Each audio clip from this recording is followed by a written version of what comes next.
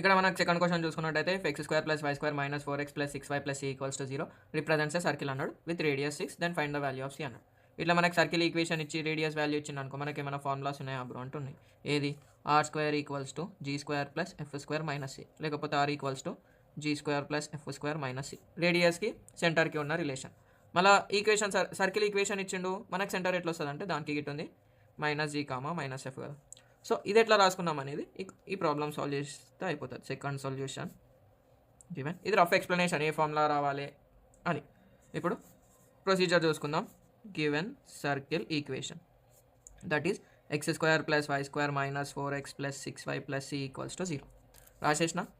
Compare above equation with X square plus Y square plus 2gx plus 2fy plus C equals to 0. అప్పుడు మనకేమొస్తుంది, we get 2g is equals to -4, 2f is equals to 6, C equals to C. ఈ సీనే కనుక్కోవాలి కదా మనం. So ఇది పక్కకి పెట్టేసుకుందాం. So 2 1s 2 2s 2 1s 2 3, g equals to -2, f is equals to 3. ఇది వచ్చేసింది కదా. ఇప్పుడు మనకి ఏమి ఇచ్చిండు, therefore given radius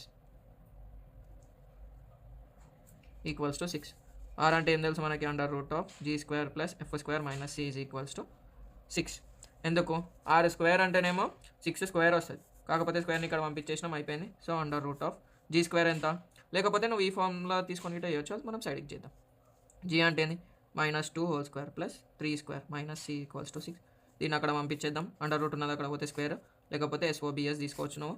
so అప్పుడు ఏమవుతుంది, 4 + 9 minus c is equals to 6 square. 4 + 9 minus c equals to 36. 4 + 9 that is 13 minus c equals to 36. C ఇక్కడ 36 ఇక్కడ, 13 minus 36 equals to c, c equals to -23. మనకు సెంటర్ వచ్చేసింది. సెంటరా, ఇది సెంటర్ కాదు, ఇక్కడ C value అన్నాడు కదా. సో గా సి వాల్యూ రాసేసినాం అంతే. ఇప్పుడు మనం ఈ ఫార్ములాతో చేద్దాం. ఎట్లా అంటే r square equals to G square plus F square minus c కదా. 6 square equals to G square that is -2 whole square plus 3 square minus c. 36 equals to 4 + 9 minus c. 36 equals to 13 minus c. 36 minus 13 కాదు, C అక్కడ వచ్చేస్తే ఇక్కడ symbols important మనకి. Plus అవుతుంది, 36 అక్కడ పోతే -36 అవుతుంది, -23 ఇస్ ద ఆన్సర్. ఇది ప్రిఫర్ చేయాలి. ఇది ప్రాబ్లం రావాలంటే మనకి ఏదేది రావాలి, ఇది రావాలి. ఇంకా ఈ స్టాండర్డ్ ఈక్వేషన్కి కంపేర్ చేసుకుంటే జీఎఫ్ వచ్చేస్తే ఈ ప్రాబ్లం మనకి ఈజీగా అయిపోతుంది.